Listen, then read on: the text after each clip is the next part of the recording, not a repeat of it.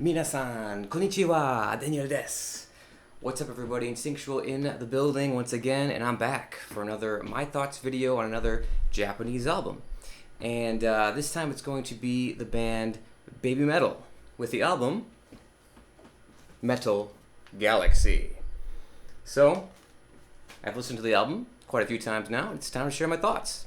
So if you liked all my other videos, thank you for coming back, and let's get right into it. I've loved BABYMETAL since 2014. It's what got me into Japanese music in the first place. I've attended every Chicago show except for Open Air in 2016. I went on a special trip to LA in 2019? Yes, 2019 for the Forum show. Yes, so that was a great show. Had a lot of great memories from that. I'll show you some pictures right here. And I got some great concert footage from that too. So you'll see that. That'll be uploaded actually probably around the same time this video is up. So it's going to be actually interspersed throughout the video here too. So definitely check those videos out. Had a really good time at the concert.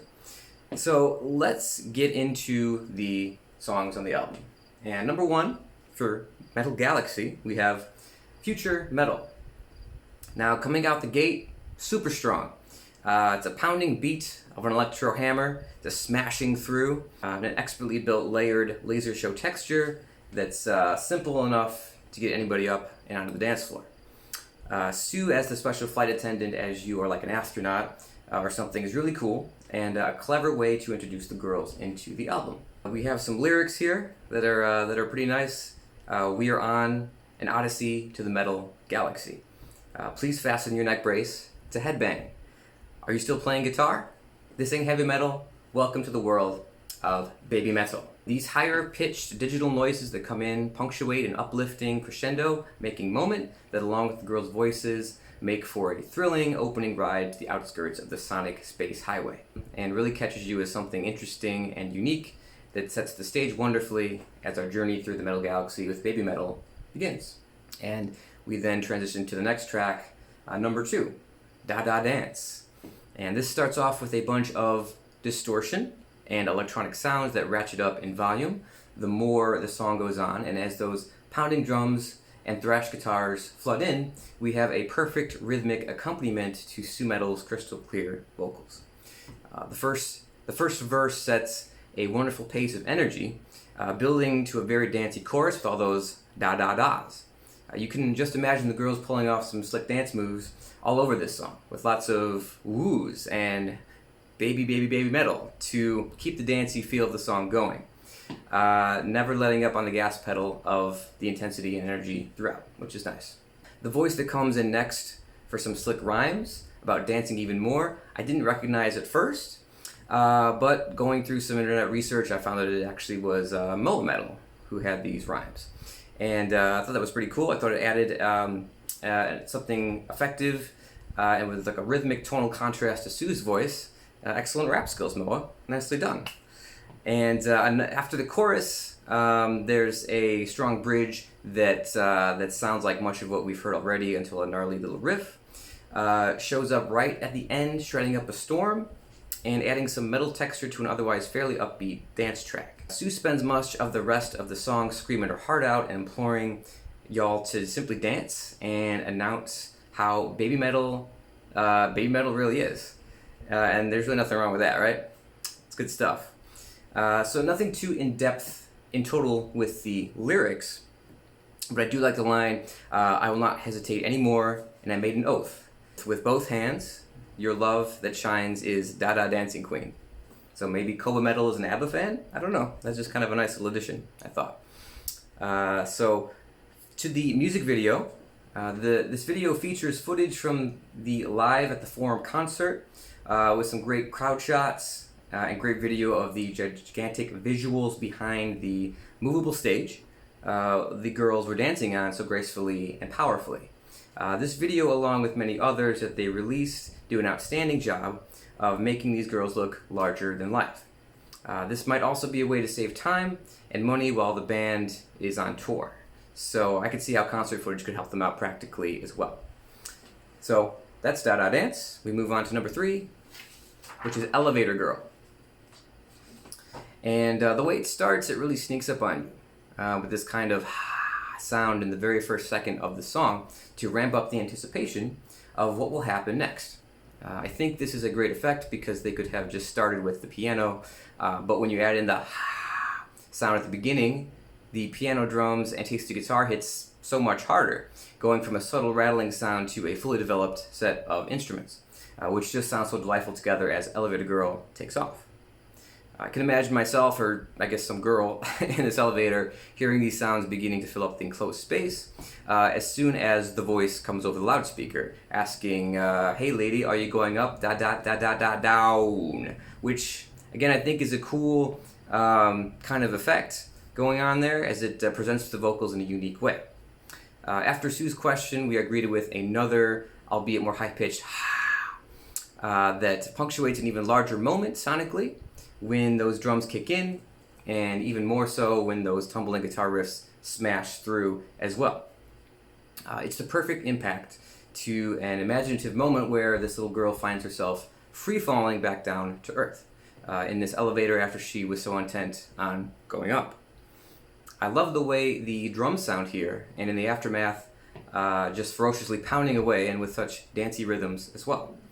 The guitars take kind of a back seat and are sort of idling in the driveway, just waiting for their turn to explode once more. The rest of this first verse continues with Sue's very casual, friendly vocals repeating her earlier line, but then adding, no matter what you say or what you do, you're going down. These lyrics set the emotional backdrop of this song as one that deals with the experience of having highs and lows in life, and writing it out and seeing how it can affect your feelings in the moment. Overall, I really like the upbeat and fast-paced nature of Elevator Girl and its depiction of a person's mental health kind of yo-yoing up and down. I can certainly relate to that, for sure. To the music video, it's another video taken from a live concert.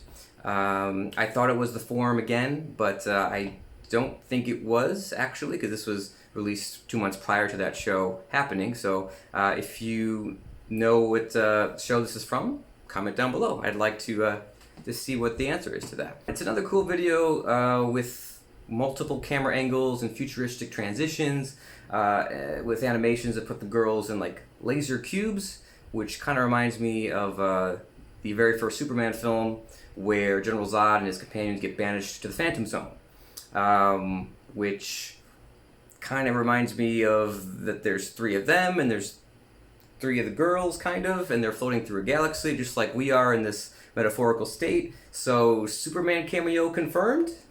Maybe? If it ever happens, just know that I was the first one to mention it, right? Yeah. Let's move on. We're gonna go to song number 4. And this is Shanti, Shanti, Shanti. And so for the first time I remember hearing this song, this was on YouTube from the 2019 Glastonbury Festival, and I was just awestruck by how this song sounded.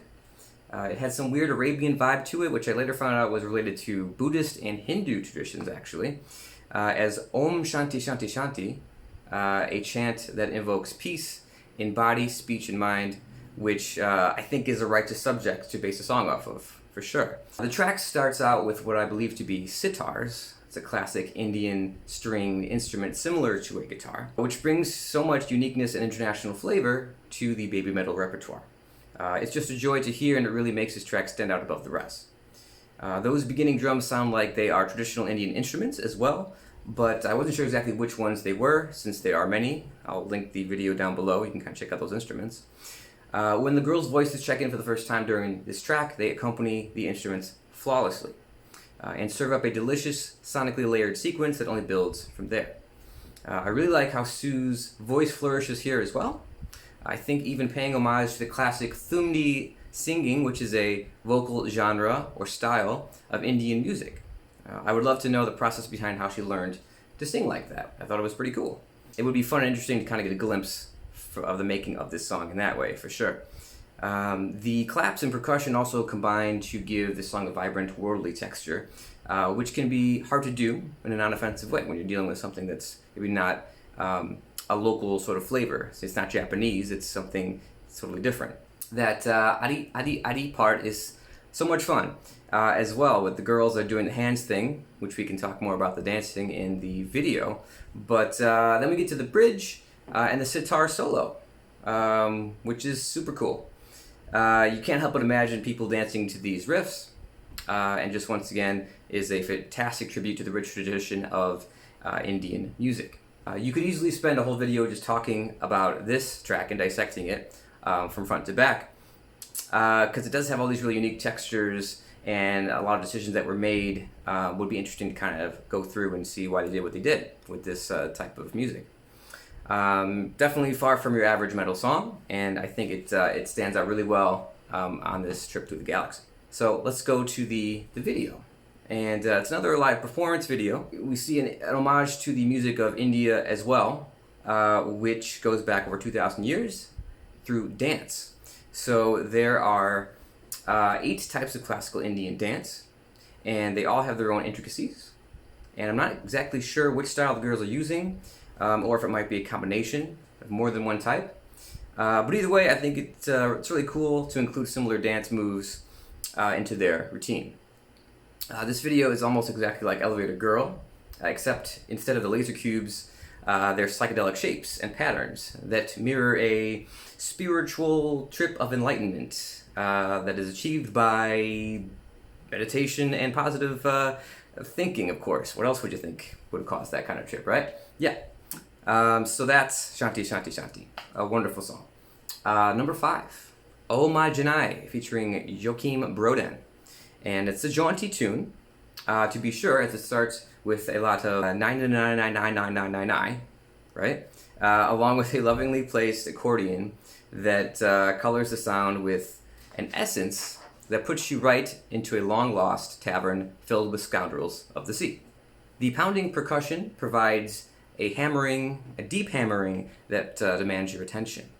It's dancey and powerful, especially with the guitars crunching away in the background. I love the use of all the different voices throughout the song, as well as they make Oh My Gennai bloom with life. It's like you're hearing a story unfold, and there's different characters, all with their own heart and soul.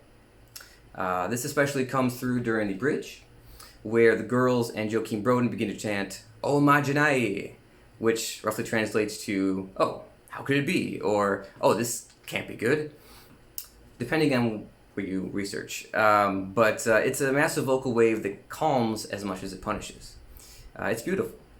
The rest of the song is pretty much par for the course, as it ends with quite a bit more 999, using a little humor to accentuate the final section, as they take away all the instruments and you only hear Joachim Broden's voice at the end. The lyrics are pretty straightforward as well, with oh my gosh, we've hit a dead end, nowhere to go, let's make a wish, help me, please, please, save me, please, please, please, please, oh please, how could this be, oh my Gennai. It's pretty much a plea for help, a realization of the dire straits we found ourselves in. Who is it that can come and save us from this troublesome situation? Hard to say. But this song has a lot of energy and whimsy to it that give it a reason to be here on this album and to be enjoyed for what it's worth. So at this point, we've hit 2 songs back to back that have really stretched out what kind of music you would expect from Baby Metal. Certainly more with Shanti, Shanti, Shanti, but also here with a special guest singer and a uniquely adventurous sound, for sure. You have to love seeing an established act like Baby Metal pushing the boundaries even after all this time. It's really a cool thing to see. So let's go on to the next song, number 6, Brand New Day, featuring Tim Henson and Scott LePage. Tim Henson and Scott LePage, these are 2 talented guitarists from the band Polyphia, and you can hear their influence right away, as this track opens with some really cool riffs. Right off the bat, before some beautiful electronic sounds come in surrounding Sue's beautiful harmonies. These riffs give this already dynamic track an almost otherworldly quality. Her voice, combined with the syncopated rhythm of the percussion, makes for a very rich and full sound, which feels just right. I think if you took off the guitars on this song, it could really pass for like a pop song. Or at least just something a bit more in that direction, with how chill these vibes are. Right before the bridge, I love how Sue's voice sets it up as it gets really high and soft, so that when those guitars come in, you feel so much more of the emotion that Tim and Scott were trying to convey in that section of the song. The ascending beauty of Sue's falsetto transitions effortlessly into the sultry and soulful licks that really elevate this song to new heights. Every time those same guitars come in, after that they steal the show and our brand new day all the way to the end, like a few sensual adrenaline shots before the next stop on this galactic journey. The song features some pretty insightful lyrics, which go more in depth on the idea of a brand new day. The voice you call, chase it. I don't want to lose my way. If you get lost, deep breath with pause. No one cares about it. How will the weather be tomorrow? Don't look back, just keep moving forward. And later, let's knock knock when it's sunny. Isn't it okay to break many times? Starting today, step by step, tomorrow will come again.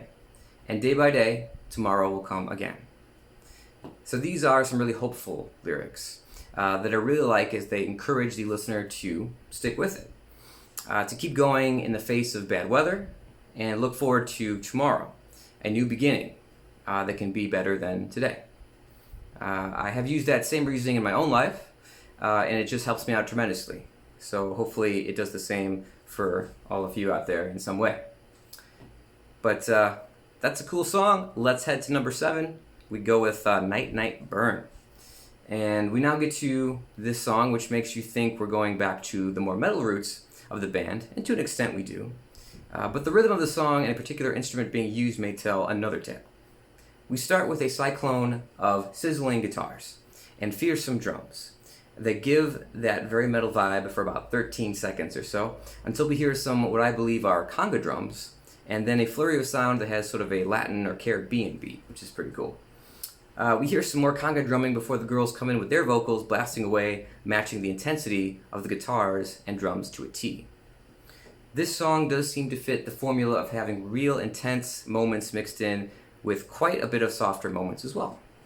But the Latin flavor of the rhythms of this song really stand out for me the most and give Night Night Burn an international quality, as once again Baby Metal branches out to refine their sound. I am reminded of the Gloria Estefan song, Rhythm Is Gonna Get You, and even more so of Turn the Beat Around, which even has a similar sounding chorus in terms of melody, which I definitely remember growing up as a kid. I was really digging the use of that string instrument, which I think is a Brazilian viola or cavaquinho, I think it's pronounced. So could be something else too if you know, let me know in the comments for sure. But I thought it added a nice touch before the bridge, where you hear even more Latin instruments. They really sound great with the girls' voices, pulsing throughout well, matching the pounding drums and the catchy cadence that's really cute, but also really metal as well. It's just a joy to listen to over and over again. It really works well together. Some lyrics here. Let's start this party, people, till the morning comes. Wait a minute, wait. Everybody feels great. BPM suddenly rises. So let's dance some more and swiftly turn around. Definitely a party song, and one that is rooted in Latin flavor. So it's a really nice addition, I think, to the Baby Metal repertoire. So that concludes the first half of the album. The first 7 songs out of the 14. So that's part number 1. So if we're going to split this video up into 2 separate videos, this would be the time to do it. We would go into the next video. Alrighty, well thanks for watching part 1 of my thoughts video on Baby Metal's Metal Galaxy. Hopefully you enjoyed it, and if you did, let's head on to part number 2, which is going to be right over here. Alright? Kitsune!